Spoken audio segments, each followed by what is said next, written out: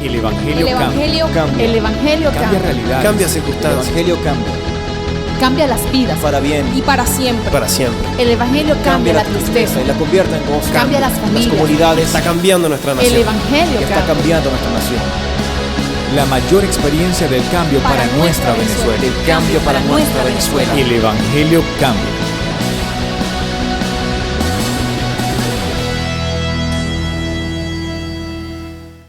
En la línea de la revelación de Jesús, hoy quiero hablarles sobre yo quiero orar como Jesús.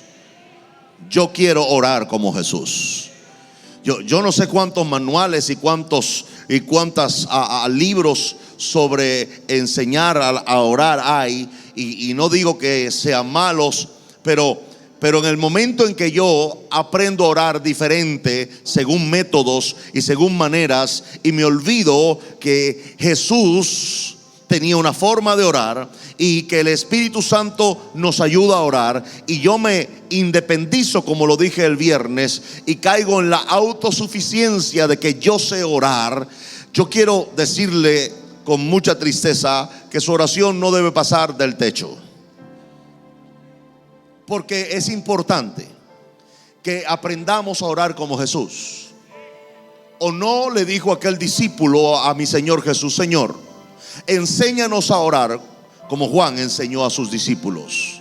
En esta ocasión, este discípulo fue muy sabio al pedirle a Jesús: Señor, Juan enseñó a orar, y nosotros podríamos pedirle a los discípulos de Juan que nos enseñen a orar, pero en vez de aprender a orar con otro diseño, queremos aprender a orar como tú oras, Jesús.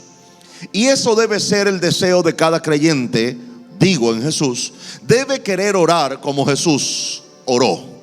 Y en este sentido hay algunas pistas en la Biblia que nos hacen más o menos entender, si bien no la forma, si Jesús se arrodillaba o no se arrodillaba, si levantaba las manos o no levantaba las manos, si lloraba o no lloraba.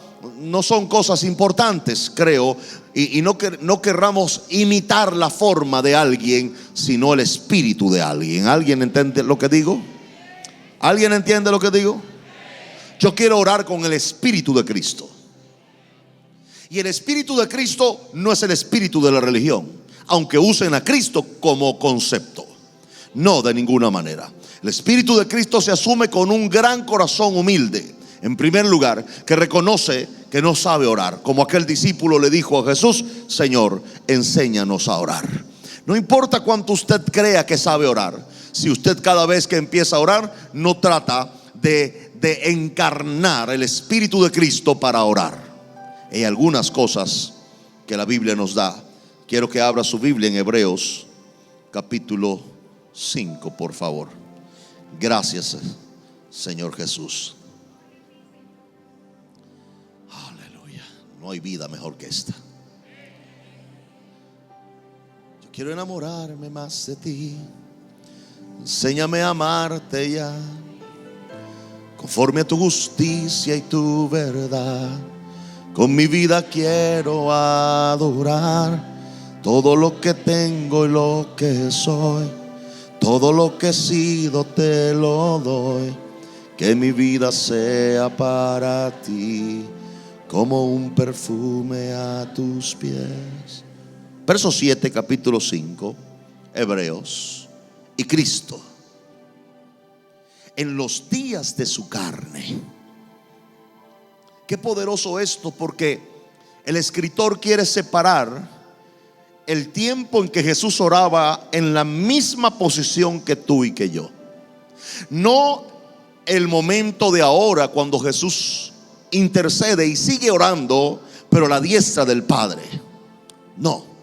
Este verso se refiere específicamente al tiempo cuando Jesús oró u oraba en la misma posición que tú y que yo. Poseía una carne como la tuya y como la mía. La enorme diferencia entre mi Señor Jesús y nosotros era que Él no conocía pecado. Sin embargo, las mismas debilidades, las mismas presiones de cualquier carne, Jesús las probó. Y cuando digo las probó, es que las sintió en su carne. Y créame, Si no nos dijera Hebreos, no tenemos un sumo sacerdote que no pueda compadecerse de nuestras debilidades, sino a uno, léalo luego, que fue tentado en todo, pero sin pecado. Eso indica que Jesús sintió en su carne todo lo que un ser humano puede sentir en su carne, solo que Él nunca procedió al pecado, pero lo sintió, invitándolo. Eso me habla de que mi Señor Jesús, cuando oró y oraba en el tiempo que lo hacía en la tierra, se identifica absolutamente con la carne que yo poseo. Porque dice mi Biblia, Cristo en los días de su carne hacía algo que yo hago y que usted puede hacer. Hacía algo que cualquiera puede hacer, y es ofrecer ruegos, súplicas, clamor y lágrimas. Pero lo que me llama la atención en este verso es que Jesús no oraba para cambiar algo. Jesús no oraba para pedir algo. Aparentemente, según lo que yo leo acá, Jesús no oraba exigiendo, Jesús oraba ofreciendo. Eso indica que la forma en que Jesús oraba era una ofrenda a Dios. Era tan agradable la oración de mi Señor Jesús, que lo que Él hacía durante el tiempo de la oración no eran peticiones egoístas del corazón humano. Y yo no voy a decir hoy que no es justo pedir, no. El mismo Jesús dijo: pedid y se os dará. Pero también es verdad que yo quiero orar como mi Jesús, o yo quiero orar como Jesús. Y como yo quiero orar como Jesús, debo tratar de aprender el Espíritu de Cristo para orar. Debo tratar de aprender y debo tratar de encarnar el Espíritu de Cristo en el asunto que es tan poderoso como lo es la oración. De manera que digo o no digo que usted no pida para usted, pero también debo aclararle que la oración no debe ser un pliego de peticiones personales y egoístas del corazón, donde todo se trata de usted y nada de Jesús. No puedo pensar que la gente se amargue porque no puede tener algo. ¿De qué vale el sacrificio de Jesús en la cruz? ¿De qué vale el que Jesús haya renunciado a cualquier cosa que Él quería en la tierra? ¿O usted no piensa que Él quería algo en la tierra? ¿O usted no piensa que Jesús llegó a pensar en algún momento en no morir, sino en quedarse en la tierra y vivir como hijo de Dios y tal vez hacer otra vía u otra ruta? Pero no lo hizo. Él renunció a su voluntad en el Getsemaní y dijo: no se haga mi voluntad sino la tuya, oh Dios. Él renunció a su voluntad. Por eso aquí en este verso 7 dice que sus ruegos, sus clamores y sus lágrimas eran un ofrecimiento o una ofrenda a Dios.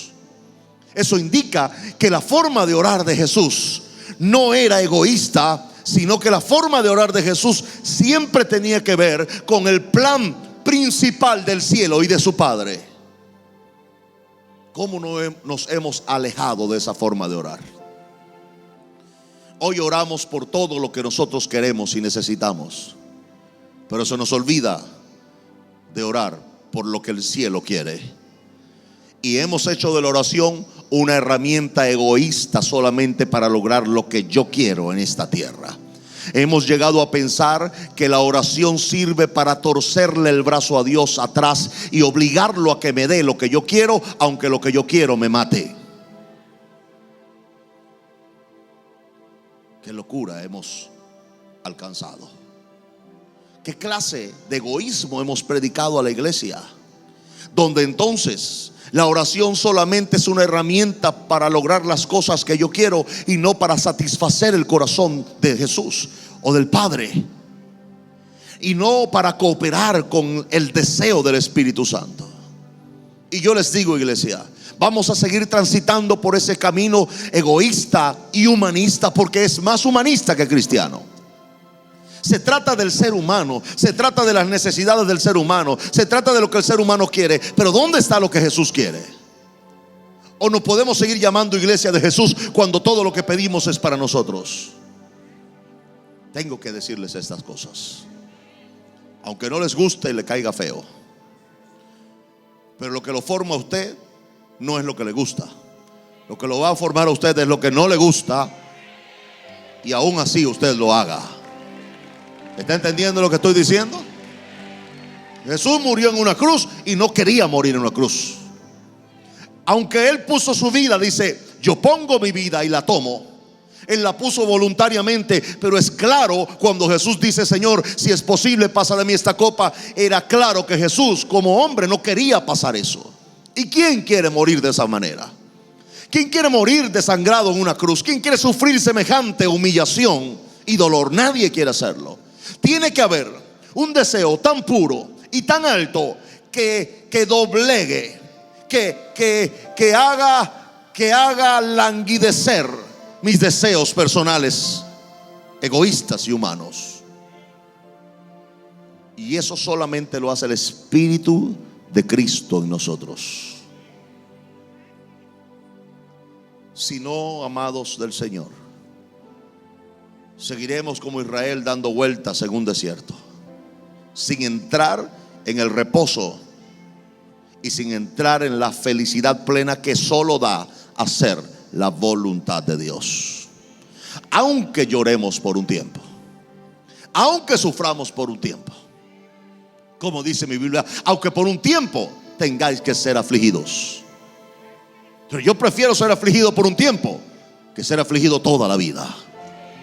Yo prefiero apretar los dientes y llorar un tiempo que reír un tiempo y después apretar los dientes toda la vida. No, 1000 veces no, amados. Ustedes no creen en Jesús en vano, y tampoco yo lo voy a permitir. Voy a hablarles la verdad del Evangelio, la esencia y sustancia de Jesús. Y esto va a causar un cambio en usted. Créame que va a causar un cambio. Y si no causa un cambio, causará una molestia. Pero algo va a pasar. Yo le aseguro que algo va a pasar en su vida. Entonces, ¿qué ofrecía Jesús? Oh, pero yo ofrezco dinero. Bienvenido. Oh, pero yo ofrezco trabajo. Bienvenido. Jesús ofrecía ruegos, súplicas, clamor y lágrimas. Y era una ofrenda a Dios. Si no, Él no hubiera ofrecido esto. Y se lo ofrecía a quien podía librarlo de la muerte. ¿Usted cree que eso está aquí en vano? No. Mi Señor Jesús esperaba de alguna manera que el Padre, en su gran sabiduría, pudiera conseguir tal vez otra vía que no fuera su muerte. Nada que se glorifica lo hace sin antes morir. ¿Usted quiere que la gloria de Dios se vea en su vida? El único camino es la muerte al yo, es la muerte al egoísmo y es la muerte al humanismo. No hay otra manera de ver gloria en la vida. Y yo sé que la gente quisiera otra vía, pero no hay otra. Oh, pero yo voy a ayunar 40 días, ayune 80. Pero su ayuno jamás sustituirá la muerte a la cual usted debe ser expuesto por decisión propia. Nadie puede pensar que la gloria es barata. Nadie puede pensar que la salvación es barata. El hecho de que sea gratis no indica que sea barata. Costó mucho. Y la iglesia debe verlo con el justo valor. No deben ver el sacrificio de Jesús como algo vano, yéndome a la autojusticia, o como algo vano, yéndome al libertinaje. De ninguna manera. Sencillamente tomarlo por su justo valor y entender que si uno murió por mí, es justo que yo viva para Él. Entender que Jesús mismo renunció a otra vía y Él esperaba que hubiera una. Si no, no le hubiera dicho al Padre: Señor, si es posible, pasa de mí esta copa. Jesús pedía algo que era posible. Jesús pedía algo que era posible. Tal vez el Padre le llegó a hablar al corazón, no lo sabemos. No dice la Biblia si Jesús recibió alguna respuesta del Padre en el corazón. Solo podemos saber lo que Jesús dijo: pero no se haga mi voluntad sino la tuya, oh Dios. Tal vez, o es posible, que mientras Jesús decía: Padre, si es posible, pasa de mí esta copa, el Padre le haya hablado al corazón de Jesús y le haya dicho: hijo, yo puedo hacer que tú no mueras, pero si tú vives, todos morirán.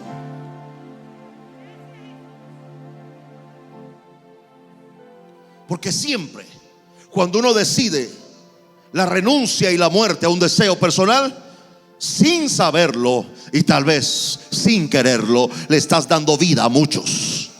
Eso es un principio del cielo. Es un principio del cielo. Y el cristianismo es esto. No es el egoísmo para obtener todo lo que yo quiero en la vida. Es el cristianismo para renunciar a todo lo que quiero en la vida, con tal de agradar a Jesús y bendecir a las multitudes. Y en esa dinámica es posible, tal vez sí, tal vez no, usted reciba muchas de las cosas que usted quiso, o tal vez no las reciba. Pero como les he dicho muchas veces, no estamos aquí para ser felices, estamos aquí para ser obedientes. Yo pienso en una eternidad más que en 90 años en la tierra. Y yo sé que esto no va a ser un mensaje tan emocionante, pero tan necesario. Cuando veo a mucha iglesia ir detrás de sus deseos, ir detrás de lo que desean, sin importarles lo que Jesús desea. Y cuando veo estas cosas, me viene esta frase a la mente, la de Pablo diciendo: me temo que haya trabajado en vano con vosotros. Pablo llegó en un momento a frustrarse y a pensar: ¿de qué vale toda la palabra que le he dado? ¿De qué vale todo lo que he dicho? ¿De qué vale todo el esfuerzo que he hecho para que ellos conozcan la palabra de Jesús y el mensaje de Jesús, si al final terminan haciendo lo que su corazón quiere y lo que su voluntad quiere y no lo que Jesús quiere? Pablo llegó a decir: temo que haya trabajado en vano con vosotros. Y claro, es el corazón de alguien que ama a la gente. Pero creo que Pablo al mismo tiempo recordaba lo que él mismo por mano o por boca del Espíritu Santo había escrito, diciendo: el que comenzó la buena obra en vosotros la perfeccionará hasta el día de Jesucristo. Y ese sigue siendo mi esperanza con todos ustedes, con toda la iglesia y con todo lo que oyen este mensaje. Así que Jesús ofreció, ofrendó ruegos, súplicas, clamor y lágrimas al que le podía librar de la muerte.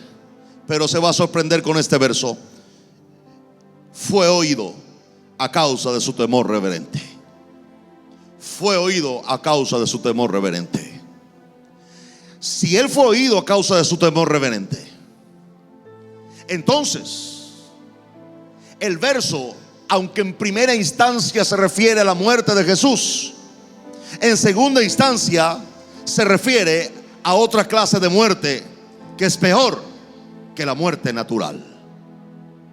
Se refiere a la muerte espiritual, de la cual Jesús fue objeto también. Si Jesús no muere en todos los aspectos, no puede descender al Hades, al mismísimo infierno. Por esa razón fue oído. Por esa razón dice la Biblia, él entonces fue rescatado al ser resucitado. Una vez que la vida de Dios, óigame porque es algo muy misterioso, una vez que la vida de Dios por medio del Espíritu Santo, eso sí que le va a partir la religión en cuatro. La vida de Dios por medio del Espíritu Santo llega al cuerpo de Jesús. La vida en el cuerpo de Jesús reclama el alma de Jesús. Oh, eso es poderoso. Y le explico cómo funciona. Si usted muere Y la vida de Jesús o la vida de Dios regresa, que se llama espíritu. Su alma debe ser regresada a su cuerpo. Eso es poderoso. Porque lo que le da vida al hombre es el espíritu de Dios. Porque espíritu de Dios hay en el hombre que le da vida. Y sopló Dios aliento, el original dice espíritu de vida en el hombre, y fue el hombre un alma viviente. Entonces el alma es el resultado de la fusión del espíritu y la carne. ¿Cuándo entonces se ocurre una resurrección? ¿Cuándo entonces se ocurre una resurrección? Cuando la vida de Dios regresa a un cuerpo. Y fue lo que ocurrió con Lázaro. El alma de Lázaro ya no estaba en el cuerpo de Lázaro, pero el espíritu de vida de Dios en Lázaro ya no estaba en Lázaro. Y cuando el cuerpo se queda sin vida de Dios, se descompone y huele mal, hasta carne podrida. Pero cuando la vida de Dios regresa al cuerpo de Lázaro, el cuerpo es totalmente renovado. Qué poderoso este misterio, porque así funciona. Óigame, de esta manera el hombre recibió vida en Génesis, y fue el hombre un alma viviente. ¿Por qué? Cuando había un cuerpo de barro en las manos de Dios sin vida. Pero cuando Dios sopla su vida en ese cuerpo hecho de barro, pero era un cuerpo así como el tuyo o el mío, entonces se crea, fue el hombre un alma viviente. El alma es el resultado entonces del tocar de la vida de Dios el cuerpo. Pero la vida de Dios es lo que mantiene ese cuerpo funcionando.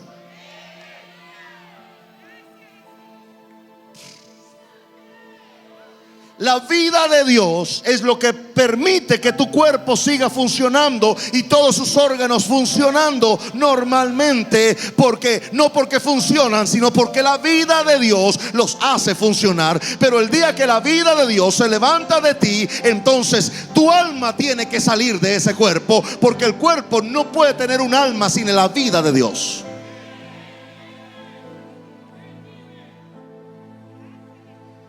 ¿Cómo llegué a esto? Sencillo. El cuerpo de Jesús tiene 3 días de muerto. Médicamente es imposible, porque la medicina o la ciencia solamente estudia lo que pueden tocar. Pero ¿cómo hacer para que el alma de Jesús, siendo que Él cargó los pecados del mundo, y el pecado lo sumergió, lo lanzó al mismo infierno? La única manera de que el alma regresara era que la vida tocara el cuerpo de Jesús. Y el mismo Espíritu que resucitó a Cristo de entre los muertos. ¿Qué pasó el tercer día? La vida de Dios, por medio del Espíritu de Dios, viene al cuerpo de Jesús. Pero al entrar en el cuerpo de Jesús, la vida reclama el alma de manera inmediata al infierno. Y el alma de Jesús, ya después de 3 días haber predicado a todas las almas que estaban cautivas en el infierno, regresa al cuerpo. Por eso ese cuerpo de Jesús es un cuerpo de carne, pero glorificado. Carne y hueso glorificado. Y es el cuerpo que tú y yo tendremos un día cuando Jesús venga por segunda vez a la tierra. ¿Alguien grita amén a eso en este lugar?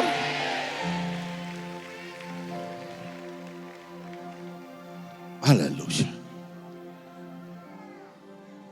Aleluya.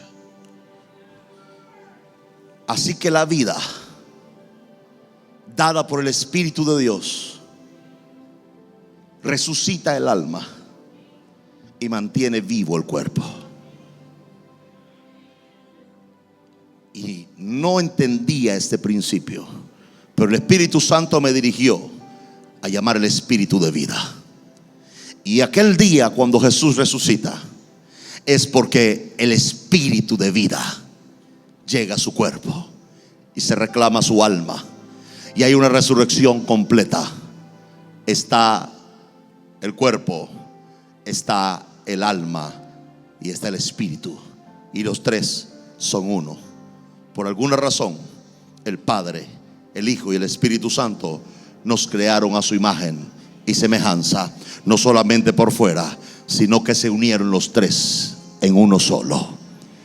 Por esa razón, usted y yo somos la mejor forma de explicación de la Trinidad.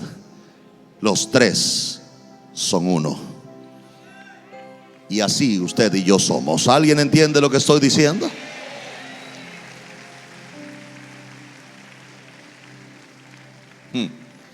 Entonces fue oído a causa de su temor reverente, de su respeto a la voluntad de Dios. Fue oído y fue resucitado al tercer día. Pero también aclara que esta forma de orar no se eximió de los padecimientos. Es decir, los padecimientos de la vida deben acercarte más a la oración, porque la oración es un acto de obediencia. Y cuando yo oro, créame esto, muchas veces, para no decir la mayoría de las veces, mi carne nunca quiere hacerlo, porque su carne no está glorificada. Su carne carga las marcas del pecado. Pero su sufrimiento en la vida, ¿está oyéndome? El sufrimiento en la vida no es para frustrarte y no es para amargarte, es para aprender obediencia. ¿Alguien está entendiéndome en esta mañana, en este lugar? La obediencia que yo he aprendido no ha sido por las grandes cruzadas, ni por el gran éxito, ni por la gran iglesia. No, la obediencia que yo he aprendido en mi vida es por el padecimiento.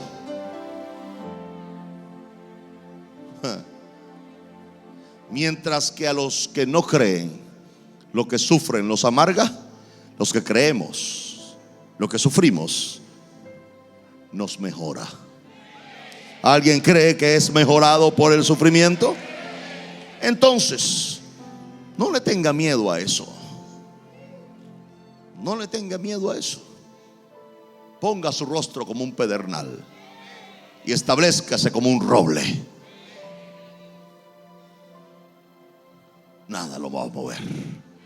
Cuando usted tiene la percepción de que el padecimiento me enseña obediencia, no me mete en frustración y amargura.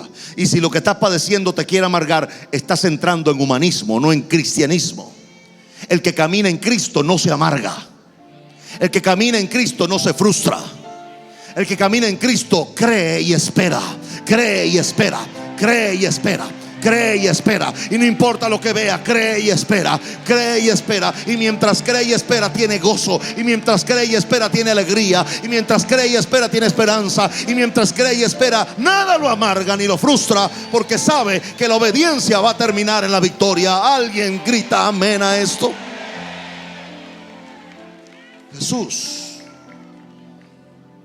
y habiendo sido perfeccionado, oh Señor, eso indica que esta clase de oración, basado en ofrenda, basado en padecimientos, basado en obediencia, me perfecciona.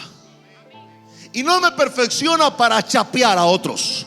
No me perfecciona para humillar a otros. No me perfecciona para abusar de otros. No me perfecciona para tiranizar a otros. Me perfecciona para solo una cosa: para ser entonces el propiciador de eterna salvación. ¿Quieres ser un vehículo para salvación? Pues bien, toda esta forma de orar me mete en la perfección del cielo. La perfección del cielo. Y ahora sí le voy a quebrar esa religión en 4 pedazos. Es que la perfección del cielo no consiste en la perfección de la carne.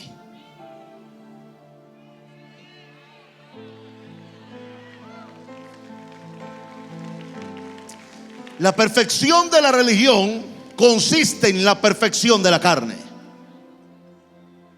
Pero la perfección del cielo no consiste en la perfección de la carne, porque por Cristo ya fuimos perfeccionados.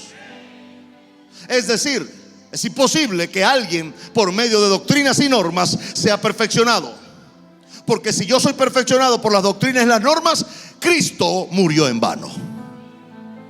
Pero si es el sacrificio de Jesús quien me perfecciona por medio de la gracia, es entonces el vehículo que me permite ser autor de salvación.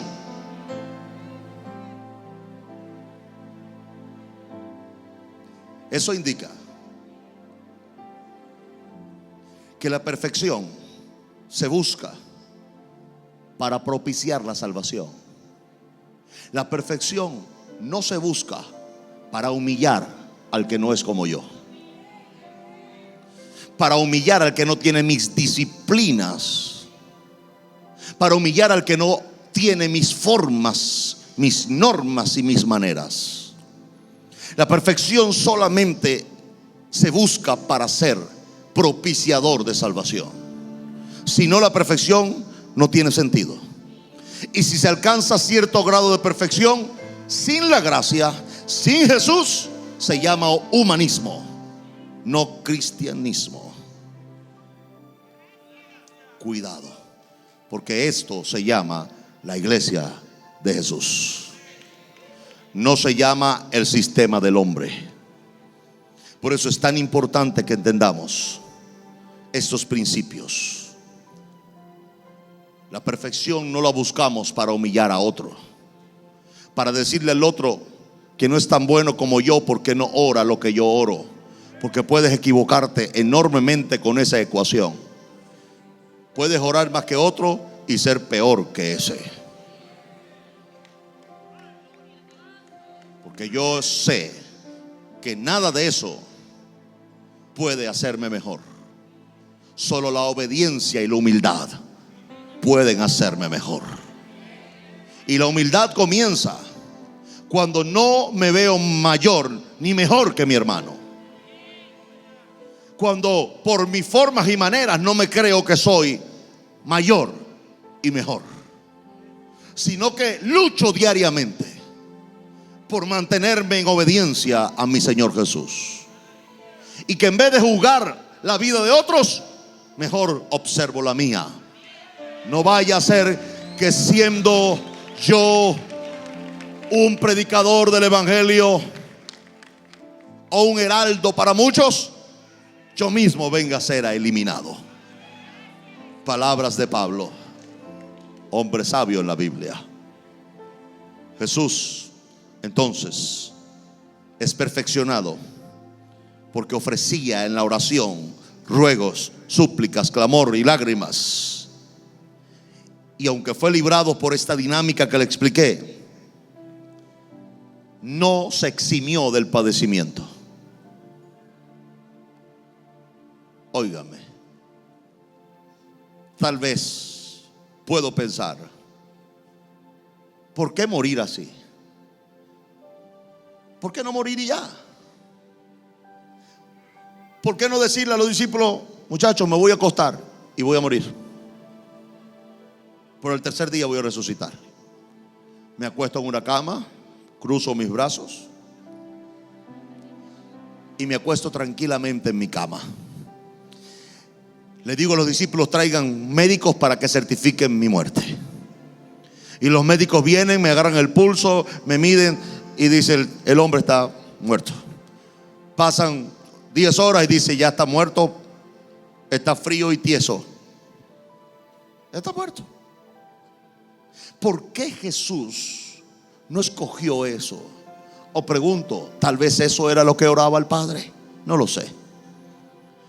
Pero no importa lo que sea, definitivamente Jesús no quería morir de esa forma. Sin embargo, no se eximió del padecimiento, porque había una deuda que pagar.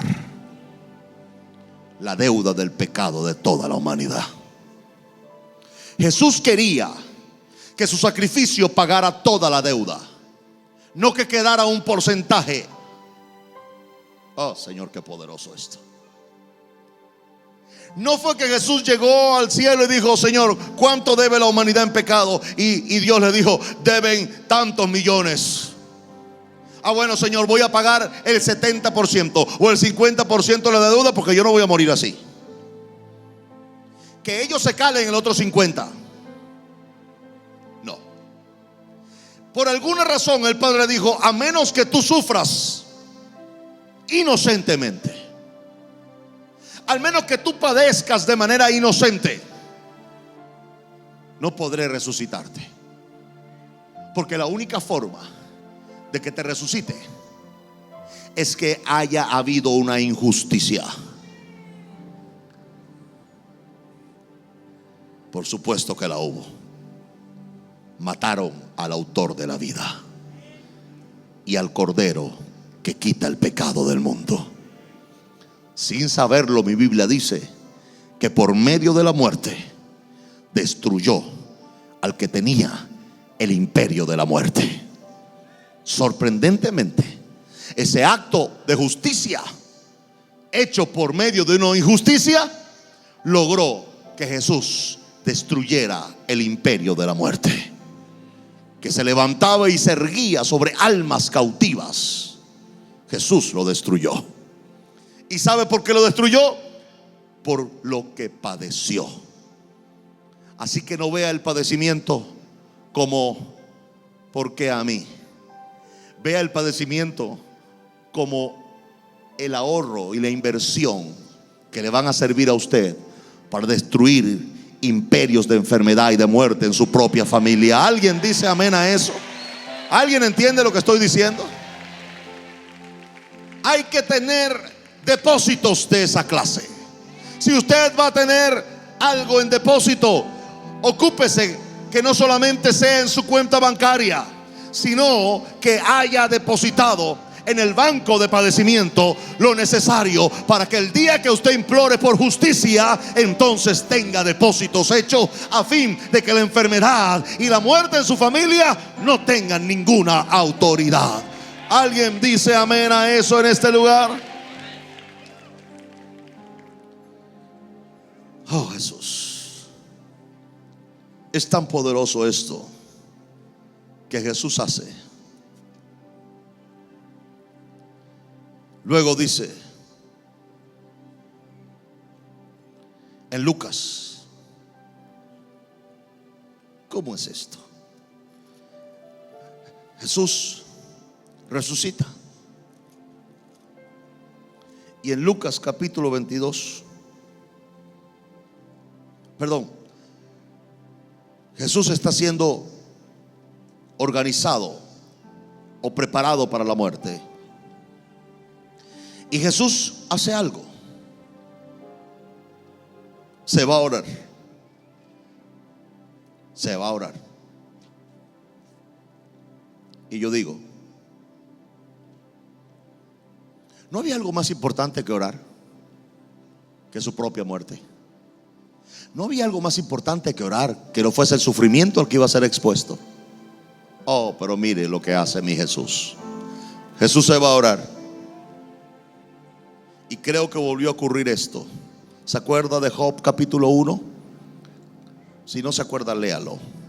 Se presentan todos los hijos de Dios delante de Dios. Sorprendentemente, eso cuando yo lo leí por primera vez me enluchó, me molestó, pero después lo entendí. Entre ellos, dice mi Biblia, Satanás. Por alguna razón, Dios sigue viendo a Satanás como su hijo. No me vea con esa cara de religioso. Porque si Dios no ve a Satanás como su hijo, no lo deja entrar. Satanás no puede entrar en el cielo como diablo, pero puede entrar como hijo. Porque como diablo entra como el orgulloso, desleal, que trató de ser como Dios.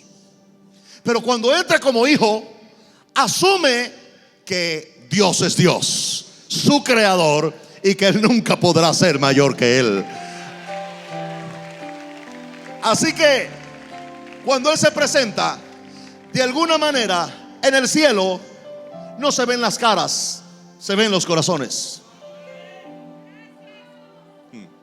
Porque mi Biblia dice en Isaías 14 y 27, donde se habla de Satanás abiertamente, y se halló maldad en su corazón. Así que para Satanás entrar como hijo a la presencia de Dios, tenía que entrar con un corazón completamente sumiso a la autoridad y grandeza de Dios.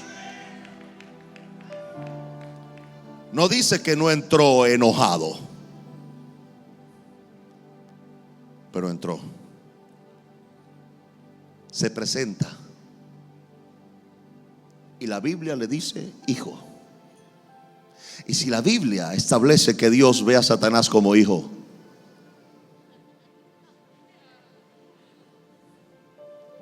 ¿por qué algún religioso le dijo que Dios lo veía como una porquería y que usted no servía y que usted se iba al infierno? Si Dios ve a Satanás como su hijo, estoy en una posición de vencedor absoluta. ¿Alguien dice amén a eso en este lugar? Dígale que está a su lado: tú no eres tan malo como el diablo, hermano. Dígale: tranquilo, hay esperanzas para ti.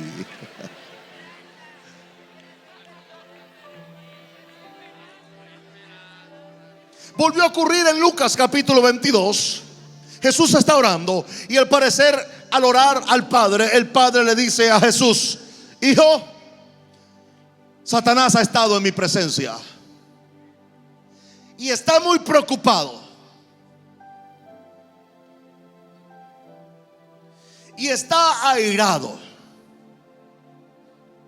Él ha visto que lo que tú escogiste no es lo mejor que hay. El Padre le dice a Jesús su hijo: hijo, por causa de los errores que tienen graves los discípulos que has escogido, Satanás dice que no aguantan un round con él.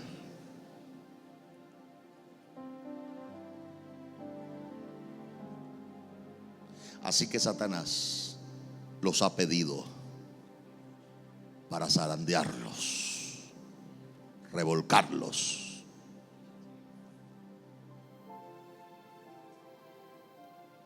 Jesús pudo haber dicho: está bien, Padre, que lo sacuda. Yo muero pasado mañana.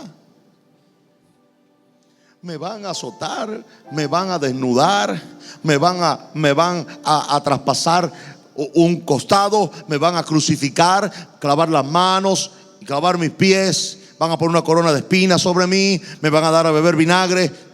Padre, yo todo esto lo voy a sufrir. Yo no tengo cabeza ahora para estar pensando en 12 cabezones que no quieren cambiar, que por 3 años estuve con ellos y no son ni siquiera la sombra de lo que debían ser. Por alguna razón, y usted sabe cuál es la gran razón: amor. Cuando el Padre le dice al Hijo: Satanás vino en persona a pedirme a los discípulos para zarandearlos, Jesús le dice: Padre, yo entiendo perfectamente.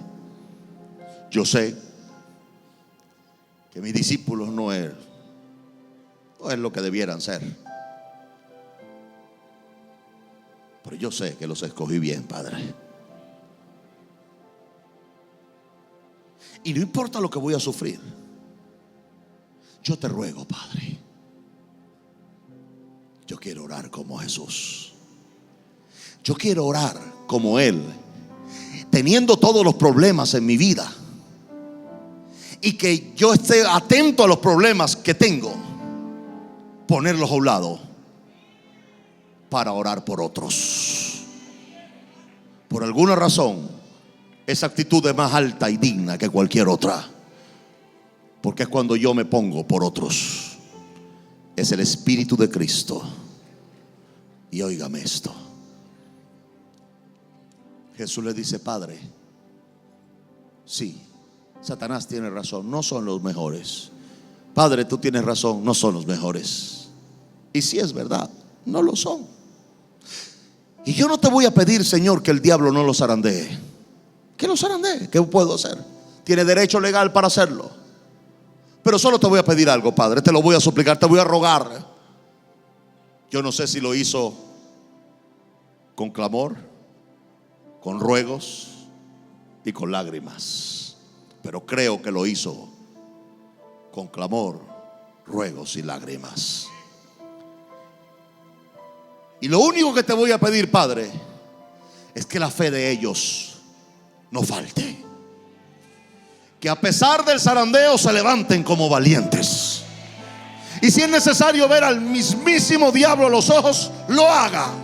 Y que le digan a Satanás: Satanás, bien, me zarandeaste, no hay problema, pero ese zarandeo no es suficiente para hacerme desistir de servir a Jesús, de amar a Jesús y de seguir adelante con Él hasta las últimas consecuencias. Así que, Satanás, puedes zarandear todo lo que quieras, pero quiero decirte que tu zarandeo va a fortalecer mi fe, mi estructura y mi carácter.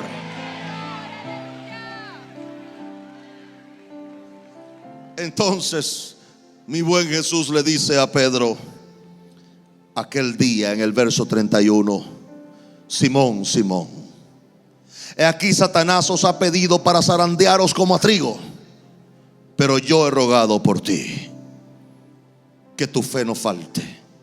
Y tú, una vez vuelto, confirma a tus hermanos.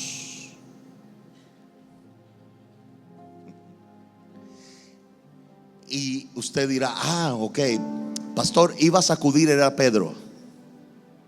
Verso 31: Satanás os ha pedido para zarandearos. Está en plural. Satanás pidió a los 12. Y creo que aquel día Jesús le dijo al Padre: Padre, hablemos de Judas. Y hagamos algo, Padre, para respetar el libre albedrío. Si el día que Judas me entregue, en vez de correr al árbol de su terreno y a la madera de su terreno, corre a la madera de mi cruz, te ruego, Padre, puedes ser salvo. Tal vez el padre le dijo: hijo, dejémoslo a la decisión de Judas. Jesús esperó hasta lo último a ver si Judas se arrepentía. Y aún creo que lo estaba esperando en el Gólgota. Y tal vez Jesús a lo alto levantaba de vez en cuando su mirada, veía y no veía a Judas venir. Y usted dirá: no es así, pastor. Claro que es así. Dice su Biblia que Jesús se estremeció en espíritu y lloró y dijo: uno de ustedes me va a entregar. Así que Jesús no lloraba porque iba a morir. Jesús lloraba porque uno lo iba a entregar, pero más lloraba para que ese uno se arrepintiera y no fuera a la perdición. Le dio chance hasta lo último. Por eso les digo, iglesia, Satanás los pidió a todos. Jesús intercedió por los 12. Pero viendo a Pedro le dijo: Pedro, cuando tú te restaures, restaura a los otros. Jesús resucita. Usted conoce la historia. Pedro lo niega, todos lo dejan. Y Jesús aparece en el barco otra vez, en el mismo barco que Pedro había dejado hacía 3 años. Ahora está otra vez en el barco. El principio es este: todo el que deja a Jesús regresa a lo que antes era. Eso es un principio de vida. Así que Pedro está desnudo. ¿Usted recuerda aquella anécdota? Pedro sale, se viste, se sienta, están los 12, porque ya Bueno, están 11, pero hay uno que está ya ahí, que es el que después escogen en el libro de los Hechos. Ahora, Jesús está con todos sus discípulos, pero no le habla a ninguno de ellos. Lea su Biblia, mírela, léala. No le habla a ninguno de ellos. No le dice a Juan, Juan, tal cosa, o Jacobo, tal cosa. Le habla solo a uno, a Pedro. Quiero que recuerde el momento. Están todos en la cubierta del barco, sentados en círculo como acostumbraban a hacerlo. Y cuando están sentados en círculo como acostumbraban a hacerlo, están los 12 atentos al que había muerto y ha resucitado. Es el Señor, ahora está resucitado. Ahora es más fácil creer en Él. Sin embargo, Jesús no se refiere a ninguno en el círculo, sino solo a uno, y le dice: Pedro, ¿me amas? La primera pregunta sonó como una exposición a los otros de que Pedro lo había negado. Ahora bien, présteme atención, ninguno de los otros sabía que Pedro había negado a Jesús. Ninguno. Solo Jesús sabía que Pedro había negado a Jesús. No me entendió. Ninguno de los otros discípulos sabía que Pedro había negado a Jesús. Solo Jesús sabía que Pedro lo había negado. Pero nunca Jesús dice a Pedro, delante de los 11 discípulos: Pedro, póngase de pie. ¿Por qué me negó? Disciplina 6 meses por el pecho hasta el final de la iglesia. Yo no sé si los religiosos no ven eso. No era cualquier cosa lo que Pedro hizo. Pedro hizo algo peor que un adulterio, porque Jesús había perdonado a una adúltera. Hizo peor cosa que la estafa y el robo, porque Jesús había llamado a Mateo y había perdonado también a Zaqueo. Pero déjeme decirle algo, hizo algo peor, porque esta falta de Pedro conllevaba un juicio inmediato. Jesús mismo dijo: el que me confesara delante de los hombres, yo le confesaré delante de mi Padre que está en el cielo. Pero el que me negara delante de los hombres, yo le negaré delante de mi Padre que está en el cielo. Era una falta o un pecado con juicio inmediato. Sin embargo, Jesús se toma el tiempo para decirle a Pedro: Pedro, ¿me amas? Pedro levanta la cabeza. Yo sé que Pedro pudo haber pensado: aquí viene la acusación. Ya Jesús me va a decir: si me amas, ¿por qué me negaste, bandido, hipócrita? Tú lo que eres un desleal, traicionero, malandro, no te quiero aquí. No. Jesús le dice: ¿me amas, Pedro? Pedro levanta la mirada con miedo. Le dice: Señor, te amo. Con todos los nervios le temblaban las piernas. No se le salía de la cabeza a Pedro aquella declaración de mi Señor Jesús: el que me negare delante de los hombres, yo le negaré delante de mi Padre. Pedro tiembla. Pedro está esperando el juicio de la boca de Jesús. Pedro está esperando que Jesús lo señale con el dedo y se enciendan sus ojos en fuego y le diga: pues ya que me negaste, Pedro, y dices que me amas como hipócrita, yo te voy a negar delante de mi Padre. Pedro está esperando inmediatamente el juicio de Jesús. Sin embargo, Jesús dice algo que descontrola y desarma a Pedro y le dice: apacienta mis ovejas. Pedro dice: ¿tú cuentas conmigo?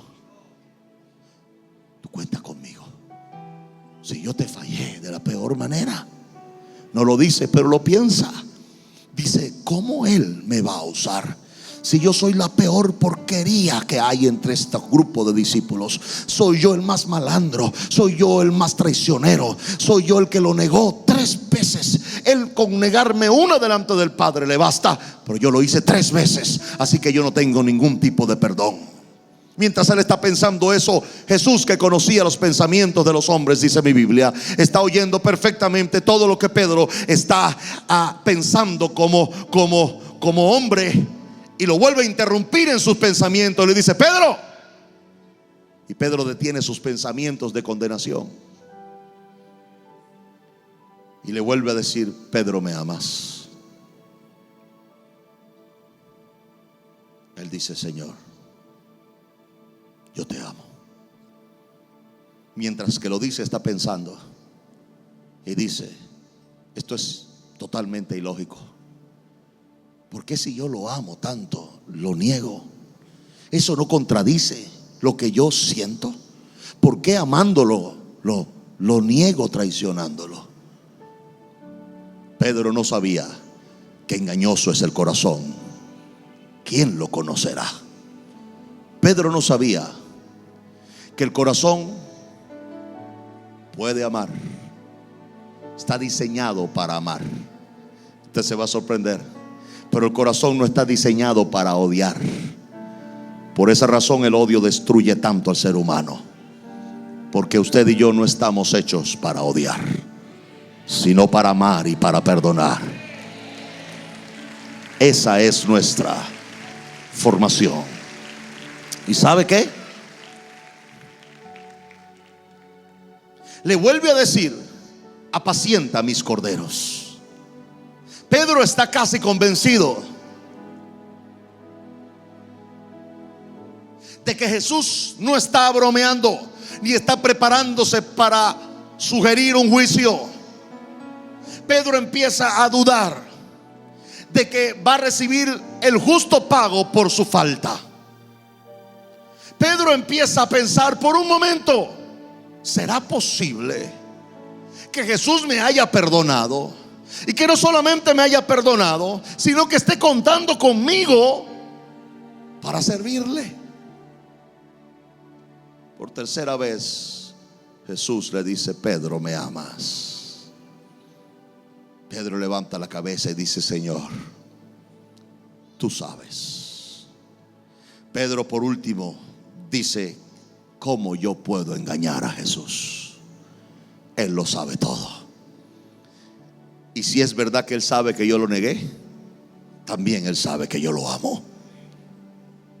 No me pregunte, no sea tan radical al pensar que porque una persona peca no ama a Jesús.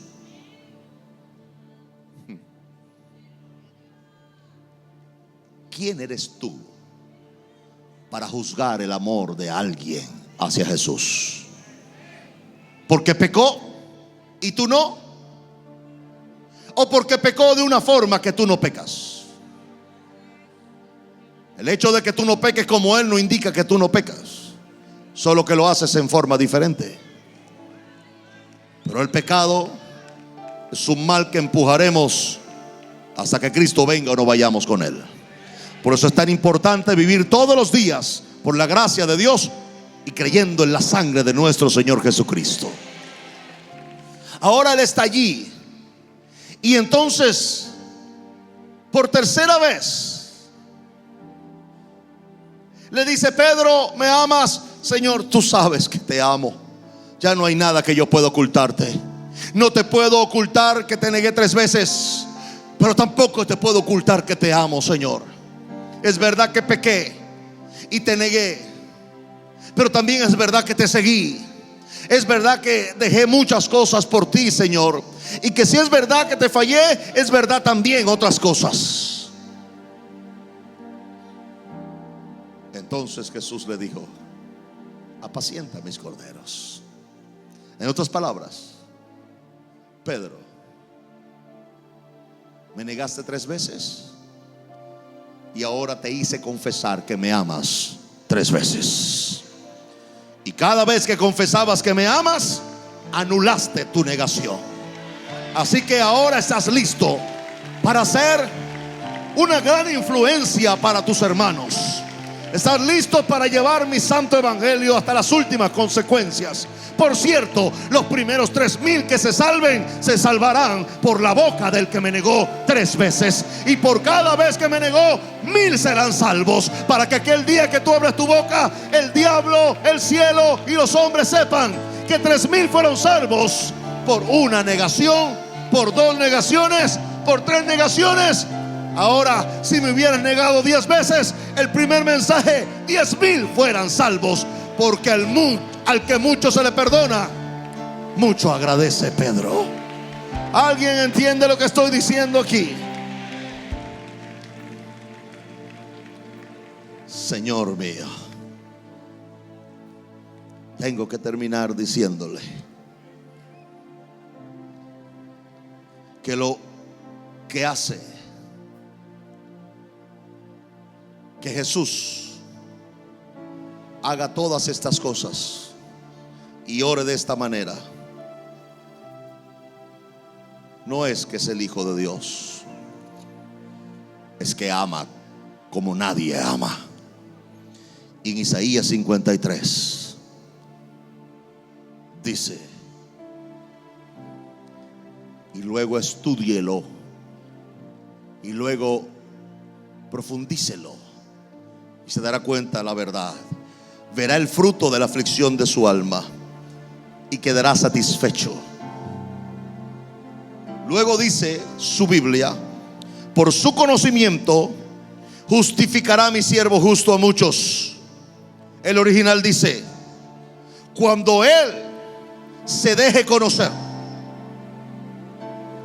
Cuando él se deje conocer. Eso indica que lo que te justifica no es la norma ni el mandamiento. Lo que te justifica es el conocimiento de Jesús. Y dice textualmente, él se dejará conocer. Y cuando él se deje conocer, él justificará a muchos. Indicando que la justicia, que es por la fe, solo se alcanza por medio del conocimiento de Jesús. Dice, y llevará las iniquidades de ellos. Eso indica que esta justicia es santificadora.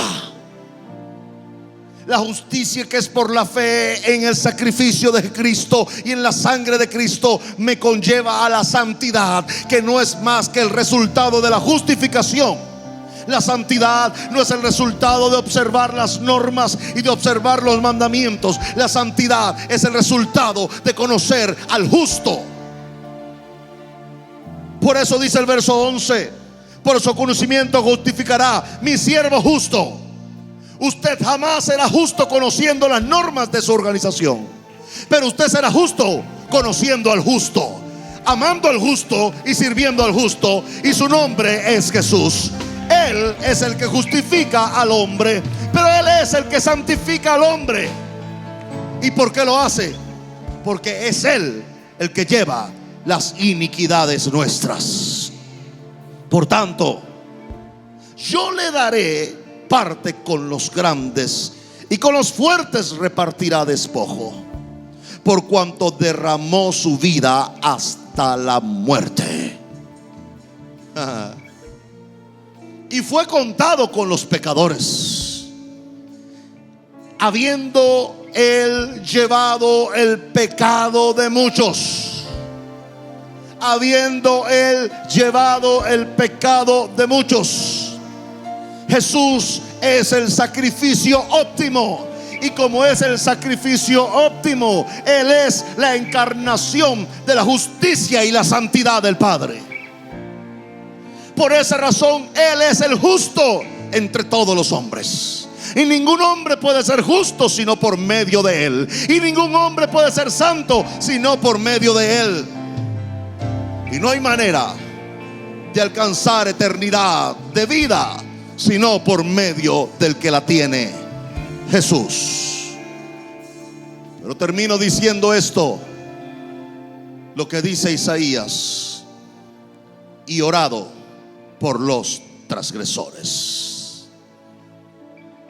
Termino diciendo el título de este mensaje: yo quiero orar como Jesús. Sorprendentemente, Jesús termina el verso 12 orando por los transgresores, no orando por los justos, no orando por los santos, sino orando por los transgresores. Es sorprendente la importancia que vemos que Jesús le da a la gente que pueden perder por alguna razón, o pueden por alguna razón ser engañados por la religión o Satanás, diciendo: yo voy a orar por quienes necesiten la oración. Y usted se va a sorprender que la oración, lo que más la necesitan son los transgresores. En primer lugar, los que no conocen a Jesús, y en segundo lugar, los que pecan conociendo a Jesús. Yo digo, yo quiero orar como Jesús, porque cuando moría no dijo: Señor, condénalos por haberme matado, sino que alzando sus ojos al cielo, hace su última oración y dice: perdónalos, porque ellos no saben lo que hacen. En otras palabras, Jesús, aún muriendo en la cruz, perdona y no odia. Aún muriendo en la cruz, salva y no condena. Aún muriendo en la cruz, ama y no odia. Y yo creo que estos son las bases y fundamentos para orar como Jesús. Es imposible orar como Jesús con odio en el corazón. Es imposible orar como Jesús condenando a otros. Es imposible orar como Jesús mientras que estoy queriendo juicio para otros para que yo tenga la razón. Mil veces no. Si quiero orar como Jesús, tendré que amar como Jesús. Si quiero orar como Jesús, tendré que perdonar como Jesús. Pero si quiero orar como Jesús, tendré que poner la salvación en primer lugar, como Jesús la puso aún en medio de la cruz. No hay duda. La oración más poderosa es la oración que se va a hacer en los próximos días, que vienen de corazones que conocen a Jesús. Es la oración más poderosa que llega al cielo. La oración que viene con el Espíritu de Cristo. ¿Alguien sabe lo que estoy diciendo? Es el Espíritu de Cristo el que me lleva a orar de esa manera. Es el Espíritu de Cristo el que me hace amar de esta manera. Es el Espíritu de Cristo el que me hace servir de esta manera. Y esto era lo que buscaban los profetas del Antiguo Testamento, inquiriendo, indagando sobre quién estaría el Espíritu de Cristo. Este Espíritu de Cristo es un espíritu que se niega a sí mismo, que ama sobre todo, que renuncia ante todo, que obedece ante todo, que perdona ante todo. El Evangelio cambia. El Evangelio Cambia cambia. realidades. Cambia El circunstancias. Evangelio cambia. Cambia las vidas. Para bien. Y para siempre. Para siempre. El Evangelio cambia la tristeza. y la convierte en gozo. Cambia las familias. comunidades. Está cambiando nuestra El nación. Evangelio Está cambia. cambiando nuestra nación. La mayor experiencia del cambio para nuestra Venezuela. El cambio para nuestra Venezuela. El Evangelio cambia.